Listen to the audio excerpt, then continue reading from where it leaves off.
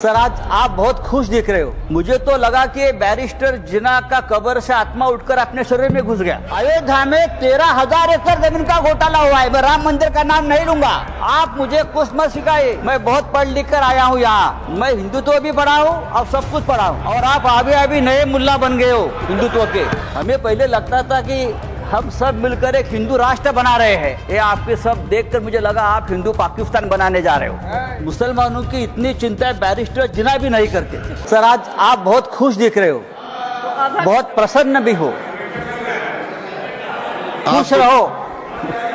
मैं खुशी रहता हूँ और आपको देखकर और खुश हूँ। सर मैं देख रहा हूँ कल से दोनों सदनों में गरीब मुसलमानों की बहुत चिंता हो रही है।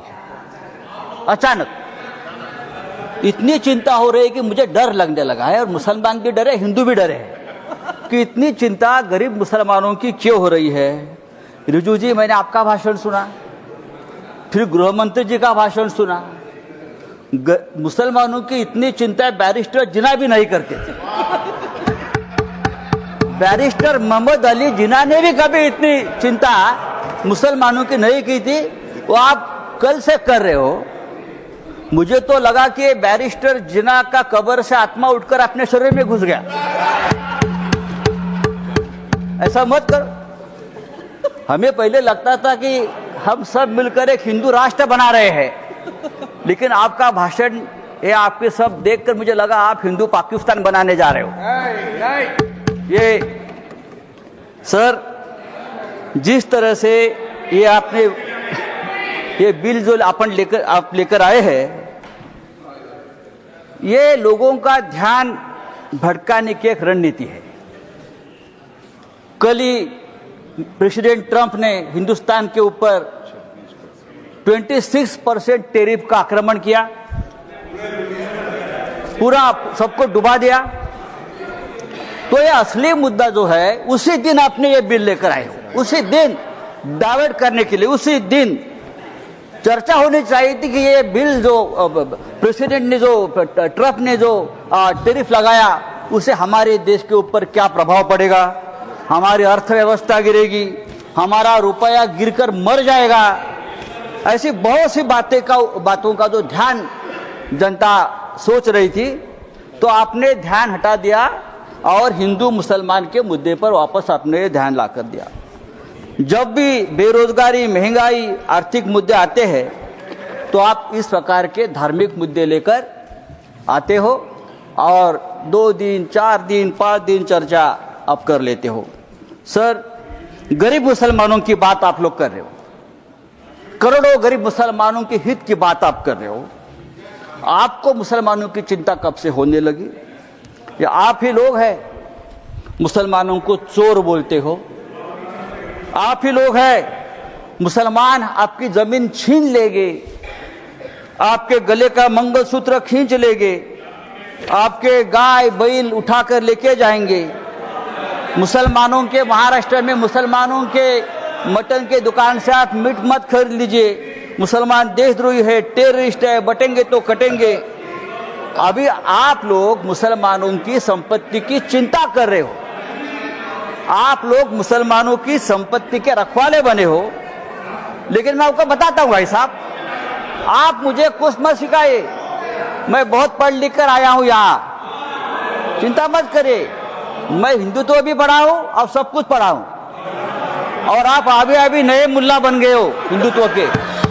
आप हमें मत सिखाइए। हमारा जन्म हिंदुत्व के काम के लिए हुआ है। कल गृह मंत्री जी का भाषण में सुन रहा था। गृह मंत्री बोल रहे हैं कि हम 2025 के पहले वाली जो मस्जिद, मदरसे, दरगाह को हाथ नहीं लगाएंगे। लेकिन जो रिक्त जमीनें हैं उसे बेचकर गरीब महिलाओं का, मुसलमान महिलाओं का कल्याण करेंगे, उनमें पैसा बांटेंगे। रिक्त जमीनें तो आखिर आप बेचने खरीदने के बात पर आ गए। जिसका डर था कि जमीन बेचेंगे, जमीन खरीदेंगे, ये जो आपका मूल उद्देश्य है, बिजनेस, व्यापार, उसके ऊपर आए आप चुप नहीं बैठेंगे, आप जमीन बेचकर ही रहेंगे। धारावी का जो हो गया है अयोध्या में 13,000 एकड़ जमीन का घोटाला हुआ है। मैं राम मंदिर का नाम नहीं लूंगा। अयोध्या में 13,000 एकड़ जमीन का घोटाला हो गया है। केदारनाथ में 300 किलो सोना गायब हो गया है।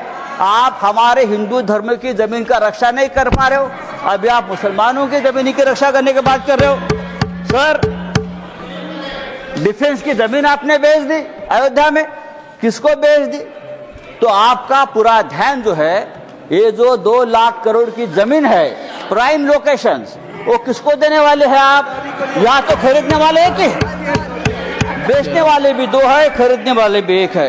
तब अगर आपको जमीन की चिंता है, अगर आपको जमीन की चिंता है, तो हमारे कश्मीर पंडित ही है। अब कश्मीर के हमारे पंडित भाई है, 40,000 कश्मीरी पंडित की अब तक जमीन नहीं मिली है, घर नहीं मिला है। आप उनकी चिंता करो, उनकी घर वापसी नहीं हुई है कश्मीरी पंडितों की, आप उनकी चिंता करो। सर,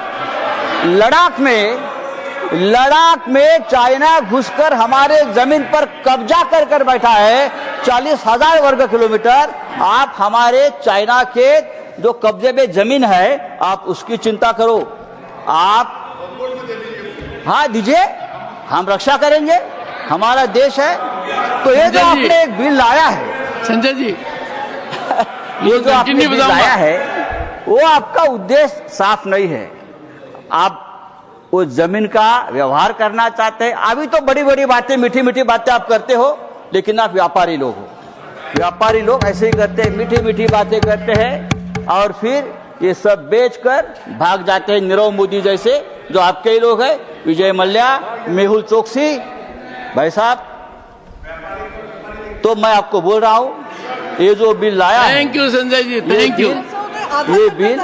ये बिल हमारे समाज के हित में नहीं है, हमारे देश के हित में नहीं है।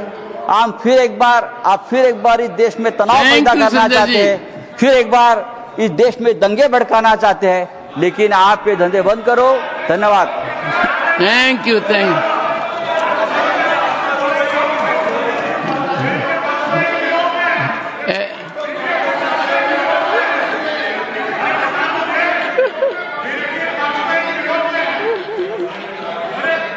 ऐसा है नीरज